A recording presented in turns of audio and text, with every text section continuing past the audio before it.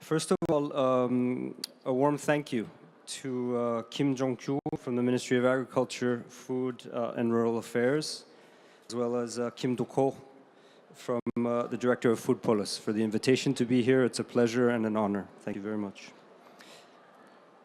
In the next few slides, it will be my pleasure to introduce you a little bit to Nestlé and the work we are doing on our path towards a sustainable and innovative future.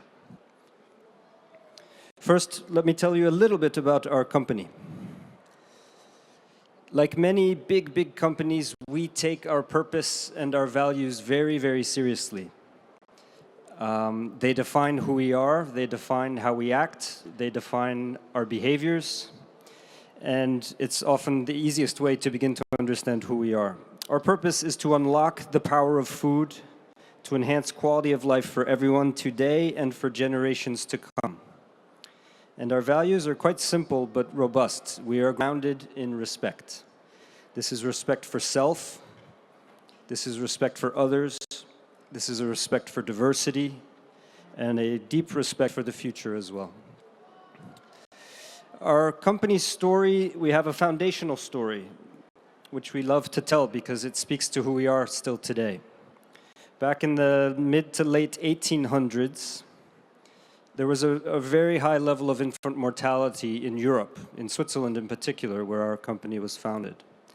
And the man whose picture you see in the top, that is Mr. Henri Nestlé. The company has his name. And at that time, through a combination of scientific innovation, marketing know-how, he invented the product you see in the middle, our first product, which in French is called farine lactée. It was a food for babies, because he saw the need at the time. And the last picture is, of course, bringing us to today, that we don't forget that past, we don't forget what it tells us in terms of the core originating moments of our company, and the combination of science and brand, which remains so critical to us today. In a very symbolic way, this is our history through some of our brands. This is by no means all of our brands, but you may see some familiar names. Obviously, beginning on the far end in the late 1800s, you can see we began generally in confectionery and coffee. We have expanded, we've deepened on food, we've deepened on coffee. And the pink circles, these are brands that we find here in our market in Korea today, that are Nestlé brands and that we are very proud of. So hopefully you see some that you know and love. These are the babies we have to take care of as managers. And again, this is just illustrative brands. We have many, many more. If you'd like to understand Nestlé in a more analytical way, this is one way to begin. We are extremely global. We can be found in almost every country in the world, our brands, that is. We are sizable. Our sales in 23, was just about 93 billion CHF, which in Korean won is 145 trillion. We currently have 340 factories in 76 countries around the world. We have over 2,000 brands, 7 main product categories, and we have what we call our billionaire brands. These are brands that have an inherent worth of over 1 billion Swiss francs. These are our special ones. And we are in fact the world's #1 coffee company as well. We pride ourselves on being pioneers on innovation, and as a relatively large food company, we invest sizable amounts, of course, in R&D. We have over 4,100 research and development employees, and 23 R&D locations scattered all across the world. And the green is maybe the good starting point for our conversation today. We view ourselves and strive to be and remain a force for good. We, for example, and I'll go into this in further detail in a few moments, we have a robust plan to reach net zero by 2050. This is a company goal that all of us are working towards and against.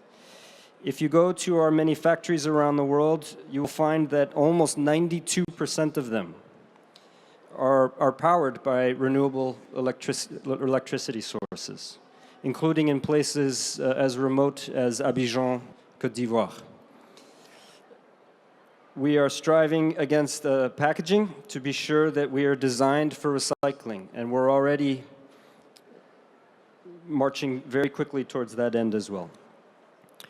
If we want to dive down a little bit towards the strategy, and this is the global strategy of the group, you can see some of our main concerns and interest areas and the choices we opt to make. Of course, from our history, we apply our expertise in nutrition, health, and wellness. This is how we view ourselves as a company. Our goal, never ending, is to offer affordable, safe, and of course, high-quality nutrition. We increasingly use safe and environmentally friendly packaging. This is an immense initiative within the group. If you've been to Europe, if you've been to even Japan, and even increasingly now here in Korea, you will start to see new packaging styles from Nestlé. This is deliberate, this is on purpose. This is to be sure that we have products that are themselves designed not to be thrown away after a single use, but to go back into the chain and the circularity that we all seek. The products, their health, their taste, and their convenience remains our priorities and our root responsibility. Again, we are driven by innovation. We are an innovation company. And we are now seeking to enhance food systems and offer many more plant-based options for a variety of reasons that I think we can all imagine. And we, of course, focus on strategic and increasingly attractive categories to become increasingly involved in. Now, all of what I just said is organized at an intellectual level within our group under one main idea, which is creating shared value, what we call internally CSV. CSV is our way of thinking, that what is our role as a company, irrespective of where we may be in the world. And for us, it's not merely shareholder return. It's responsibly thinking of society at the same time and generating value for society at the same time. And this is a large macro idea that substantively informs how we do business, what decisions we make, what value chains, what questions we ask, what we measure ourselves on. This is a foundational idea for us that is integral to how we do our business. One of the things over the last 5 to 6 years that we have grown increasingly active in, both with respect to internal organizational learning, but also engagements, is what we call a climate-centered approach that advances regenerative food systems. Again, we're a very big food company. We procure across multiple value chains around the globe. And we understand that with the scale that we have, decisions we make are impactful. And our intention to advance regenerative food systems at scale, it's a profound development in our internal thinking. We seek to advance by raising our voice and our size, knowing that we can make an impact just by virtue of doing so. The word regenerative was chosen because it's to help protect, renew, and restore farmland and landscapes. Food systems was chosen because a system encompasses every actor, activity, process, and product involved in growing, raising, making, delivering, even consuming food. So we have to think in a systems way, not just in a value chain way. And we chose the word at scale again because the planet, the communities, the individuals need global and systems level change, not individual change. So this transition to a regenerative agricultural model is paramount to us and has become increasingly more present in our day-to-day, whether it's with respect to procurement, the scientific questions we ask of ourselves, the research directions we are deeply investing in. And here is just an illustrative list of some of the areas recently we've been deep diving in internally. Obviously, biodiversity. We seek a regenerative agricultural system to help increase the biodiversity both above and below the soil. The soil itself, obviously, we have to scale up farming practices that are pro-soil. Water, obviously, is paramount to life in and of itself, and obviously reducing chemical farm inputs, optimizing organic fertilization, studying biological pest control, irrigation techniques. We have a lot of research in these spaces to understand it as well as we reasonably can to ensure that it informs the decisions we eventually make. And of course, livestock are a critical component to all questions associated with regenerative agriculture. And integrating livestock and optimized grazing, there's a lot of research underway within our company in this space as well. And please do not disregard the fact that the farmers are at the center of this slide, because the science is not just science for science's sake. It's to ensure that the livelihoods of those who are involved are intricately reviewed, examined, and optimally expanded. So if you recall, I mentioned creating shared value as kind of the idea in and of itself. And here are some focus areas and commitments that I'm happy to be able to share with you. And I can tell you that as a manager, as a CEO of a Nestlé entity, these are numbers that are real. These are numbers that I march against in my own way here in Korea, as do all of my similarly situated peers around the world. These are not just at headquarters numbers. These are decentralized numbers that we share. Obviously, with respect to supporting tasty and balanced diets, we have commitments. We look at our total portfolio multiple times a year. We assess on the health star rating where our products lie, what percentage of products are above a certain level or below, what are our strategic plans in place to augment the percentages in the directions that we seek. That is a very big strategic space for us. The second is net zero. I mentioned at the very beginning, we do have a net zero goal to be zero as a company by 2050. We are well underway. There's a ton of work associated with this. For nature and biodiversity, we are actively in more sensitive value streams working to ensure that, first of all, we are deforestation free and all the associated elements with respect to human rights management, livelihood development, things like that. And packaging and circularity, we'll see in some slides to come, but obviously recyclable and reusable is very critical to us everywhere we work in the world. Again, we are a very large company with very large impact, and we have a responsibility to ensure we move the needle as much as we can, and science allows. Resilient communities, I've mentioned some of it already. It's really with respect to responsible sourcing of our ingredients. Human rights, I mentioned a little bit. Youth, we have very large initiatives around the world. We call it Nestlé Needs Youth, to make an impact and to directly impact over 10 million youths around the world by 2030. And of course, we seek to be an employer of choice. As I mentioned at the very first slide, we are based on respect. We assess ourselves with respect to maintaining that sense of importance of respect. And we seek to be an employer of choice for our very important employees around the world. So tasty and balanced diets. Let's deep dive a little bit. We have what we call our good for you strategy. And you can see our ambition. It's to bring tasty and balanced diets within reach for billions today and for generations to come. Two key pillars, our portfolio and our products, and then the communications and the servings that very often are on the products themselves. And this is touching our global portfolio. In more detail, I think the blue on top is the portion of our current total portfolio of products that have a health star rating above 3.5. This means they're on the healthier side of the health star spectrum, generally speaking. That does mean we have 21 and 20% with the health star rating less than. And this is not something we're embarrassed about. This is not something we feel we need to rectify, but it is one where we do have a role to play, because if your health star rating is less than 1.5, then this would necessarily need to be, ideally, an occasional indulgence. This is not something for regular everyday consumption, the nutritionists would say. Same for a little bit higher on the health star rating, but still below 3.5. This would have to be mindful enjoyment. Maybe there's a little more sugar content. Maybe there's a little more salt content. And as a producer of food, we do have a responsibility to be sure that we're communicating as transparently and clearly as possible if the health star ratings are less than 3.5 level, and that's something we take quite seriously. So you can see we guide where it's less than 3.5, and we seek to grow where it's more than 3.5. And we have hard targets how we'd like to grow the healthier side of our portfolio.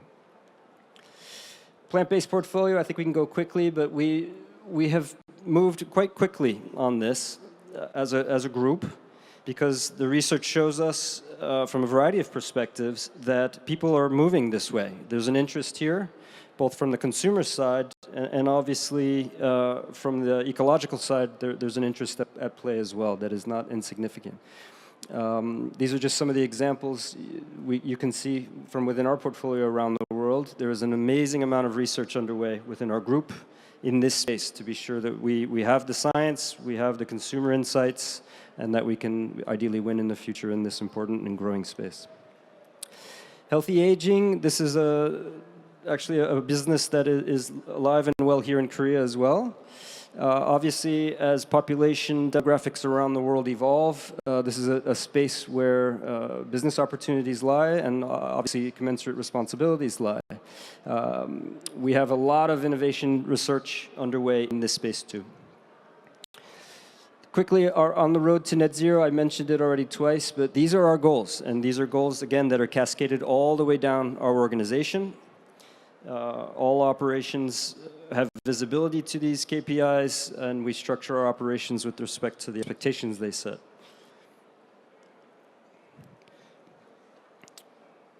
For agriculture and biodiversity, I've mentioned much of this, I think we can go quickly, but agroforestry and shade management. One of my previous markets, I was in Central West Africa.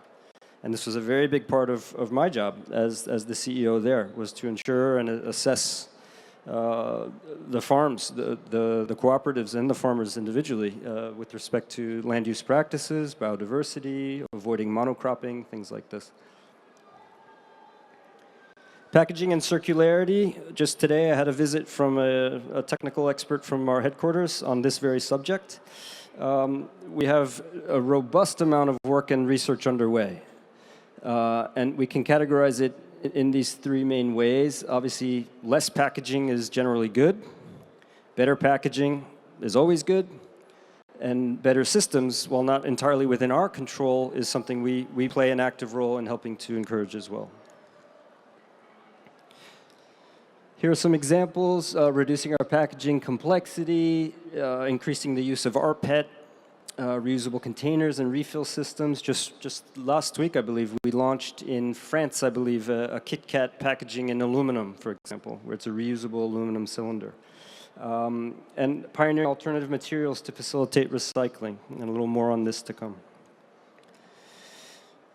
Obviously, and this is the broader piece of this pie, we work to support the development of infrastructure with respect to waste management in general, but also recycling in particular and circularity around it.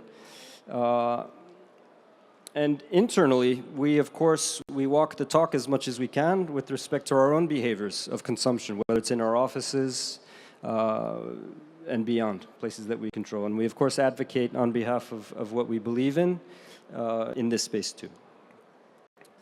These are just local examples from here in Korea. If you are a consumer of either Dolce Gusto or Nespresso, I hope you know and are taking advantage of the fact that we have recycling programs for both.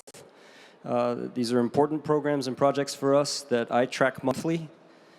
I take it quite seriously. And we simultaneously work with the industry, we work with the government, we work with partners to do what we can to share what learnings we have and frankly learn from others at the same time, because this is something that optimally can go to scale and not just impact one company such as our own. It's an exciting space. Let's go now a little deeper into innovation, and we call it innovation with purpose. So at the top, you can see what we call our fundamentals. These are kind of the non-negotiables for us as a company. Obviously, it starts with safety and quality. This is our ethos. This is our DNA. We have a lot of research underway in that space. Taste and aroma. I remember being surprised when I first joined the group how much aroma matters on a product like coffee. It's an astounding KPI to track and to understand, and we spend a lot of time and effort to optimize our understanding of both taste and aroma. Nutrition and health, obviously sugar reduction, coffee bioactives are just two illustrative streams of analysis underway among many, many more. Affordability, we look to find ways in which our products can be as healthy as they could be, but also as accessible as they could be. Please keep in mind, we work in countries where maybe the weekly income is less than $5. So these are micro purchases sometimes. So a lot of research underway in that space. New plant varieties, we have a lot of work. We have farms around the world, basically, where we test varieties of plants. We have a lot of studies just to be sure that the varieties are commensurate with what we were seeking and the context and the realities of the world around us. A lot of research recently on alternative proteins, on coffee systems, therapeutic nutrition, more and more. And increasingly, as pets become more central in many cultures around the world, a lot of science-based nutrition for our dear pets as well. So on the far left, or left-hand side, you can see this is just literally scientific data results as we assess drought and disease-resistant streams of coffee. We measure and assess low-carbon fertilizer, biological pest control, among many other things in the green coffee space. We are probably, if not the largest coffee buyer in the world, so understanding and preparing for the future is paramount to us, of course. Roasting and brewing, and again, coffee systems. And you can see here, just next to me, one of our newer pod technologies. This is moving away from the aluminum space into a more compostable or at least recyclable version. Two examples, one from Central America, one from South America. Again, on our farms, the science and the yield results you can see are quite impressive. Some packaging that we're excited about. It's new. It creates a little buzz when it hits the shelves. We're doing it for the right reasons. We have day packs for pure soluble, paper cans for some of our cappuccinos, and other paper can varieties for pure soluble coffee around the world. We will start seeing some of this in Korea not too long as well. Again, technologies in the coffee space. These are on the market, soon to be on the market in Korea. Very excited about them for the stories they tell, but also, frankly, the research and innovation that has gone into them. Our plant-based line extensions around the world. This is all the result of research and innovation. And increasingly, and this is very much a buzzword these days, we realize, but it's real, and it's in our house too, with respect to using new technologies to gather insights, whether it's consumer insights, recipe insights, concepts in and of themselves. We use AI more and more, faster and faster, to help us speed up, to help us increase the quality of analysis and review, and ideally to find solution sets that are as close to optimum as they could conceivably be. Increasingly, and we've been doing this for some time, quite a bit of machine learning in Nestlé as well. More examples and some market examples from not too far from here. Launching new products using social media and e-commerce. We test online communications real time. So it's more speeding up the data analysis and review using technology and consumer behavior more and more. Again, in the coffee space, because it's so critical to us, we're using technology and even AI for sensory voltage assessments. Instead of hiring people to do it, AI can do it much faster and without the subjectivity that is inherent to all of us. Shelf life prediction models, things like this. Yield improvement, I showed you the raw data before, but this is sizable impact to us. This is all the result of the research and development, the questions we ask internally. And obviously a yield increase that maintains quality is in everyone's interest across the value chain, and it's something that we never stop working towards. So I've gone through quite a bit in a very top-line way, and I apologize if it felt like and then. The goal was less to be substantive, more to show you the range, more to show you the core interests that we have, frankly, the innovation investments that we engage in, the rationale behind them, and hopefully through a brief amount of time sharing with you, you can understand our company a little better and understand how we view our role being at the intersect of innovation and sustainability. It's a nexus point for us. It's how we will sustain who we are and how we operate, and it's how we do business at the same time. So with that, I'd like to say thank you. 감사합니다.